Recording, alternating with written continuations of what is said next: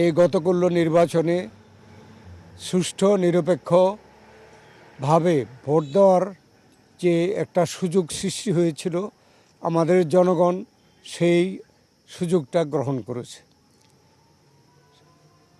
এবং আমার সমর্থন এখানে আমি অর্জন করেছি বহুদিন যাবৎ। আমি 4 বার এমপি ছিলাম, 3 বার মন্ত্রী ছিলাম। সেই হিসাবে আমার একটা পপুলারিটি এখানে আছে। জামাতে ইসলামের একজন কন্টেস্ট করেছিল, কিন্তু তেমন সুবিধা করতে পারে নাই, কেননা আমার এগেনস্টে সেরকম কিছু তার দেখানোর মতো ছিল না। তো যাই হোক, আমার দেশের মানুষ বহুদিন যাবৎ প্রত্যাশা করতেছিল যে একটা সুষ্ঠু নিরপেক্ষ নির্বাচনের। কালকে স্বাধীন এবং সুষ্ঠুভাবে জনগণ ভোট দিয়েছে এবং জনগণের কাছে আমি আগের থেকেই গ্রহণযোগ্য। Which is the world-class cable brand? Walton Cables, নিরাপদ আগামী সংযোগ। আগেই আমি 4 বার এমপি হয়েছি, 3 বার মন্ত্রী হয়েছি।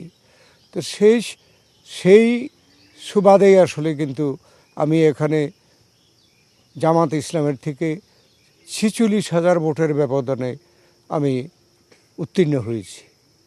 আপনার এলাকায় এখন সামগ্রিক কি কি সমস্যা আছে বা সেগুলো নিয়ে আপনার কি পরিকল্পনা আছে সামনের দিনগুলোতে, যেহেতু আপনি এখন নির্বাচিত হয়েছেন?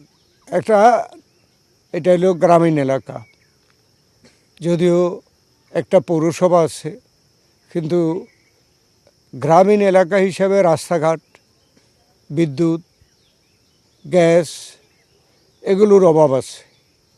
আমি যখন 3 বার মন্ত্রী, তখনও আমি এই লক্ষ্যেই কাজ করেছি। বহু জায়গায় সফল হয়েছি, এখনও অনেক জায়গায় ব্যর্থ আছি। গত 16 বছর যাবৎ বা 17 বছর যাবৎ আওয়ামী লীগ কোনো রকমের এখানে চেষ্টা করে নেই বা কোনো পদক্ষেপ নেয় নেই। তো আমি জানি সমস্যাগুলো, সকল সমস্যাগুলোকে নিয়ে, জনগণকে নিয়ে আমি চেষ্টা করব, যদি আমি সুযোগ পাই তাহলে এই সমস্যাগুলোর সমাধান করা।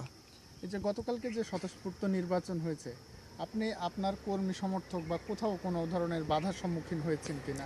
হ্যাঁ, বাধার সম্মুখীন হয়েছে।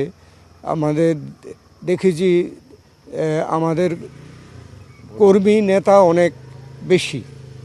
সেই ক্ষেত্রে দেখা গেছে যে অনেক জায়গায় সশস্ত্র বাহিনী আমাদের নেতা কর্মীদেরকে বাধা সৃষ্টি করছে।